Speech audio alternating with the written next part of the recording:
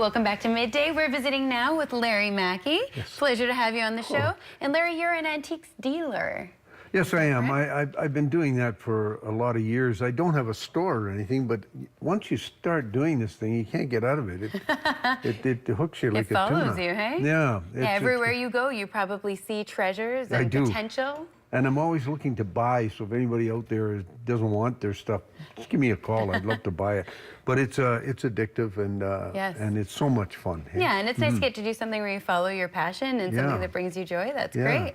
This is your first time looking at some of these. At your stuff, absolutely. Yeah. And I love antiques. Yeah. I tend to trend towards furniture, but you've brought us some different kind of treasures today. Well, furniture is tough to do on here, you know, to haul that stuff in. I could do it, but we'd have to set it up a long ways ahead of time. And as I spoke to you earlier, furniture is in a trough right now, and that happens with a lot of things in collectibles and antiques.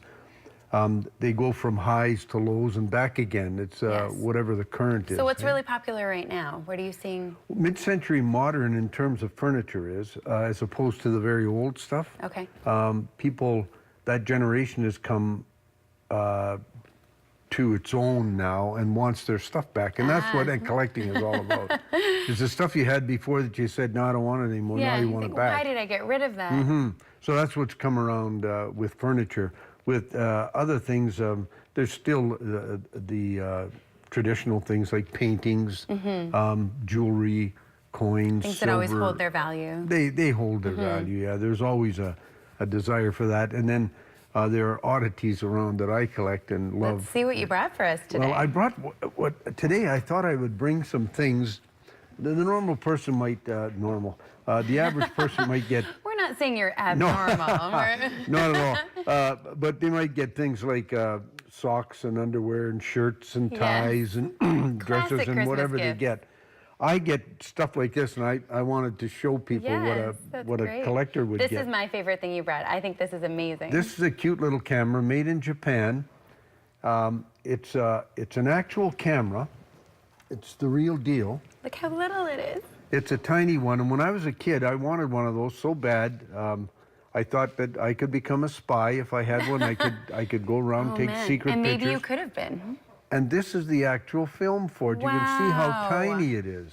Oh, it's just the most. It's itty bitty. It is, and that's hard to get now. The I'll camera, bet it is. The camera you can find, but the film is slightly difficult. Well, where do you even get something like that developed now? Do you have to send it away? Yeah, there's a place in town that will do it, but and I've had a dark room forever. You can do it yourself, but the pictures are so insignificantly small, you can hardly identify yourself on them.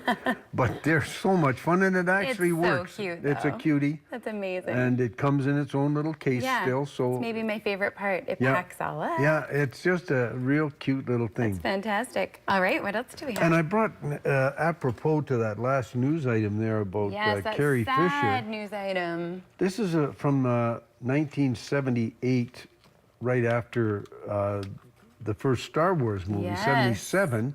And this is one of the pistols from there. Oh, man. It actually makes its noise. It still makes noise. Yeah, and... is it battery powered? It is, yeah. Oh, look at that. It's all kind of taped up in there. Yeah, it's... Keep it secure.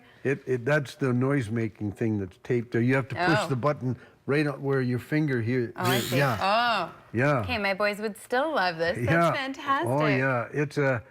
It's become a very nice collectible. Anything Star Wars, especially from the original. Well, it's amazing because my boys have guns very similar to this that they got a couple of Christmases ago. Yes, exactly. Some things it's hard to improve on, right? Yeah, that's right, yeah. That's great. So that's kind of a neat little thing, and I was glad to get that. Yes.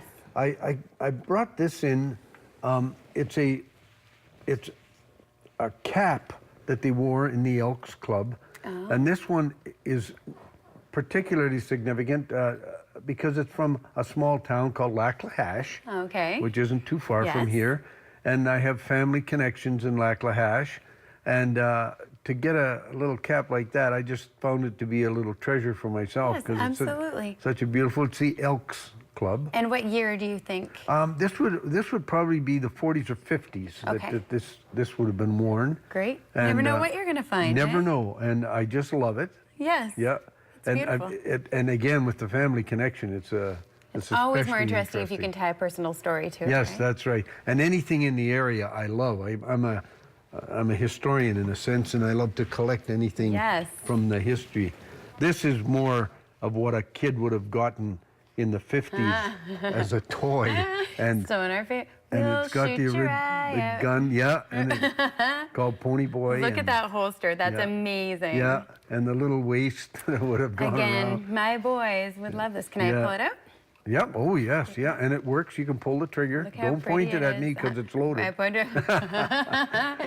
It's probably not the perfect thing to bring on if it's loaded. No, but it does show it work. Off a little there. It's a little beauty. It is. Look, it's all shiny. And sometimes beautiful. you get them. They're available, but they don't work. The mechanism isn't. Yeah, the mechanism isn't right. Fantastic. Well, we love seeing what treasures you'll bring in. Can't wait to see what you'll bring us next time. I'll just show you this quickly. It's from Kamloops, and I love anything from Kamloops.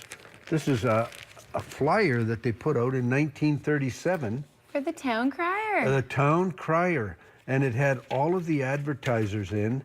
Most of them are not around here anymore, but you will get places like the Commodore is there.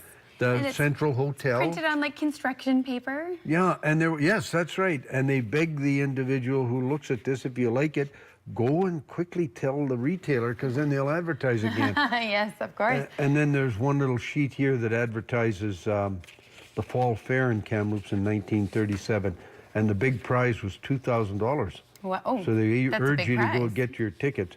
Overweighty and Overweighty was downtown at that time, right on Victoria Street. And they advertise that and Safeways. Those are the other two that are still around. There's always something to find. Yeah, it's just a beautiful little piece of memorabilia. Great. And I just can't get enough of that stuff. Well, thanks for coming in, Larry, and showing us all of your welcome. treasures. Can't wait to have you back again soon. Larry also does appraisals, so if you'd like to get in contact with him, you can email lmaki@telus.net. Yeah. Thanks so much. We'll have more Midday coming up soon.